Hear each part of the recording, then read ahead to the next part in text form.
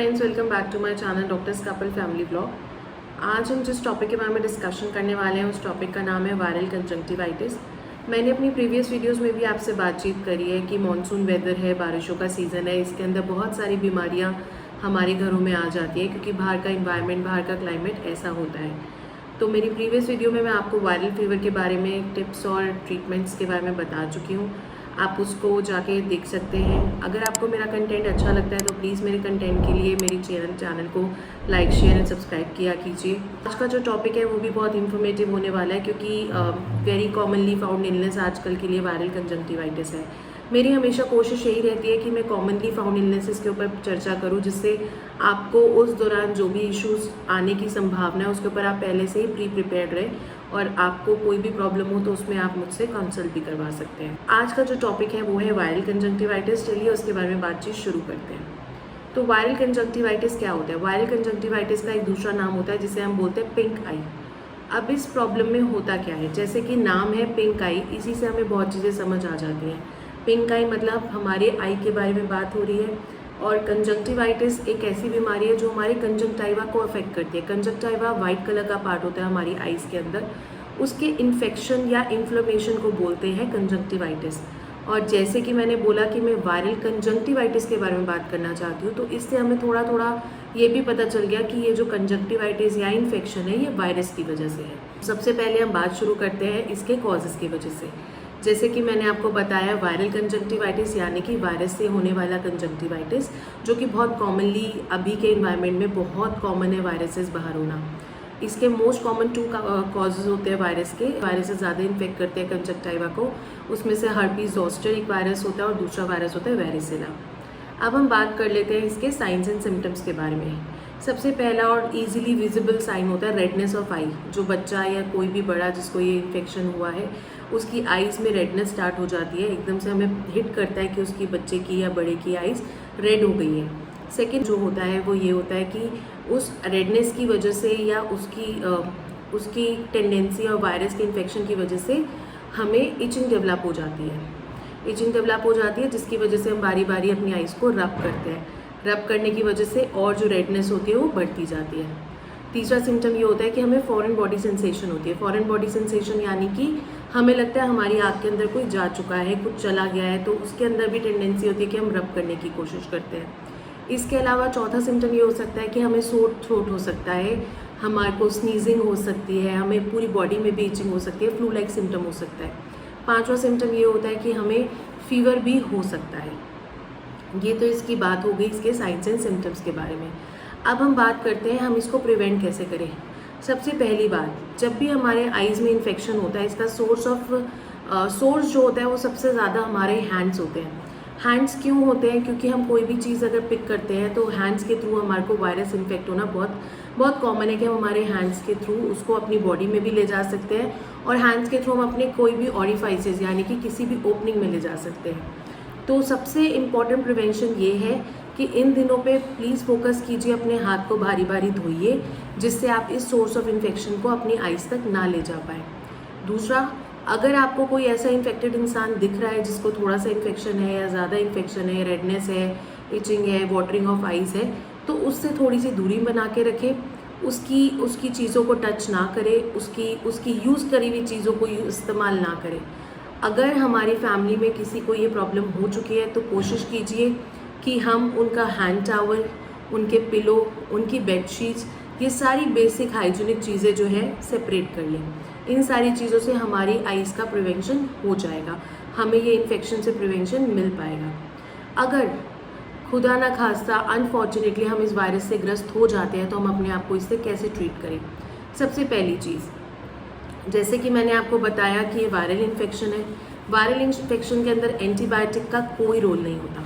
तो again stop using any of the over the counter treatments या over the counter जो भी हमें मिलती है antibiotics commonly available eye drops, वो हमें नहीं लेनी। हमें वायरल इन्फेक्शन के अंदर कोई भी एंटीबायोटिक आई ड्रॉप्स नहीं लेनी। दूसरी बात, हमारी आँखों के अंदर जनरली इचिंग और ये सारी चीज़ें डेवलप होने के लिए सबसे पहले हमें क्या करना है, अपनी आइज़ को रेपिटेडली वॉश करना है। वॉश नॉर्मल टैप वाटर से नहीं करना, वॉश हमेशा फिल्टर्ड वाटर से ही करना है, जिससे इम्प्योरिटीज़ हमारी शरीर के अंदर, हमारी आइज़ के अंदर ना जा पाए। इसके अलावा हम अपनी आइज़ को हॉट या कोल्ड कंप्रेस से भी सूदिंग इफेक्ट दे सकते हैं। हम एक नॉर्मल सा कॉटन का कपड़ा, एक कॉटन का हैंकरशीफ या कोई जो हमारी बॉल्स आती है, स्टेराइल बॉल्स आती है, इनको भी यूज़ कर सकते हैं और इसके थ्रू अपने आप को हॉट या कोल्ड कंप्रेशन दे सकते हैं। इसके अलावा वाटरिंग ऑफ आइज़ और ये सारी चीज़ें के सिम्टम्स को सूद करने के लिए हम नॉर्मल टीयर ड्रॉप्स जैसी जो आई ड्रॉप्स आती हैं वो यूज़ कर सकते हैं, जिसके अंदर सलाइन ड्रॉप्स हो जाए, एसी ड्रॉप्स हो जाए, उसको हम यूज़ कर सकते हैं सुबह शाम, जिससे हमारी आइज़ के अंदर इन्फेक्शन को कमी हो जाए। इसके अलावा हम क्या कर सकते हैं, हम हमारी आइज़ को रेगुलरली वॉश करना है तो हमने बता ही दिया, लेकिन अगर हम सोए और सोने के बाद ऊपर सुबह जब हम जागते हैं और हमारी आइज़ अगर चिपक जाती है तो गलती से भी उसको फोर्सफुली खोलने की कोशिश ना करें। थोड़ा सा ल्यूकवार्म वाटर ले, ल्यूकवार्म वाटर के अंदर कॉटन बॉल्स को डिप करें या कोई कॉटन के हैंकरचिप को डिप करें और स्लोली उसको अपने आईज से रिमूव करने की कोशिश करते जाए। आई लैशेस से धीरे धीरे करके उसको रिमूव करिए, जिससे आपकी आईज ओपन हो पाए। ये तो हो गई बेसिक ट्रीटमेंट्स जिससे हम हमारे इस प्रॉब्लम को सॉल्व कर सकते हैं। अब हम बात कर लेते हैं कुछ ऐसी होम्योपैथिक दवाइयों के बारे में जिससे आपको बहुत ज़्यादा फ़ायदा हो सकता है। सबसे पहली दवाई यूफ्रेशिया आई ड्रॉप्स। इस आई ड्रॉप्स को आप दिन में 4 से 5 बार डाल सकते हैं, एक बूंदे दोनों आँखों में, चाहे आपकी एक आँख इन्फेक्टेड हो चाहे दोनों आँखें इन्फेक्टेड हो, आपको आई ड्रॉप्स हमेशा दोनों आइज़ में ही डालनी है। कोशिश कीजिए एक ड्रॉप तो डले ही डले, वरना दो ड्रॉप्स भी डाल सकते हैं अकॉर्डिंग टू एज। दूसरी जो इम्पॉर्टेंट मेडिसिन है वो है बेलेडोना। बेलेडोना 30 या 200 पोटेंसी में सुबह दोपहर शाम आप ले सकते हैं। इससे आपकी आंखों की रेडनेस कम हो जाएगी, वाटरिंग कम हो जाएगी, जो इचिंग फीलिंग हो रही है वो भी कम हो जाएगी। जो आती है उसका नाम होता है एपिस्मेल। एपिस्मेल भी आपको बहुत फ़ायदा करती है 30 या 200 पोटेंसी में, उसको भी आप सुबह दोपहर शाम उसका सेवन कर सकते हैं। इसके अलावा पल्सेटेरा नाम की भी एक दवाई होती है, 30 या 200 पोटेंसी में आप ले सकते हैं, सुबह शाम रात ले सकते हैं, इसकी भी 2 बूंदें। इन सारी फ्रेंड्स जो मैंने आपको मेडिसिन बताई हैं वो दवाइयाँ बहुत कॉमन और जनरलाइज मेडिसिन है। It is not as per your patient suitability. तो जैसे कि मैं अपनी हर वीडियो में आपको बताती हूँ कि ये जो मेडिसिन है ये किसी भी होम्योपैथिक फिजिशियन के सुपरविजन में ली जाए तो ज़्यादा बेहतर है। हालांकि इनका इफ़ेक्ट अच्छा देखा गया है नॉर्मल पेशेंट्स के ऊपर, कोई टिपिकल पेशेंट ना हो, रेगुलर पेशेंट हो, तो उसके ऊपर इनके असर अच्छे होते हैं, इनके रिजल्ट्स अच्छे होते हैं, इसीलिए मैं आपको कॉमनली फाउंड दवाइयाँ बताती हूँ। लेकिन फिर भी मेरी एडवाइस हमेशा यही रहेगी कि किसी भी दवाई का सेवन करने से पहले होम्योपैथिक फिजिशियन को ज़रूर दिखाइए और उसके सुपरविजन के अंदर ही अपनी कोई ट्रीटमेंट्स को स्टार्ट कीजिए। अगर आपको मेरी ये वीडियो पसंद आई हो तो प्लीज़ इस चैनल को लाइक शेयर एंड सब्सक्राइब कीजिए। अगर किसी प्रॉब्लम की वजह से आपको मुझे कंसल्ट करना है तो मेरे कॉन्टैक्ट डिटेल्स भी ऑप्शन बॉक्स के अंदर है, आप उसमें जाके मुझसे कॉन्टैक्ट कर सकते हैं। मेरी टीम आपको ज़रूर से सपोर्ट करेगी। और एक इम्पॉर्टेंट चीज़, ये जो मैं आपको प्रॉब्लम्स बता रही हूँ, आपको ये जान के you will be surprise that मेरी फैमिली में भी मेरे बेटे को अभी रिसेंटली वायरल कंजक्टिवाइटिस हो गया था। एंड बिकॉज वो स्कूल जाता है तो स्कूल में इन्फेक्शन बहुत प्रोन होता है और अभी स्टार्टिंग ही हुआ था, मेरे बेटे को भी हो गया। And I have tried all these medicine homeopathically only, और मेरा बेटा अब बिल्कुल ठीक हो चुका है।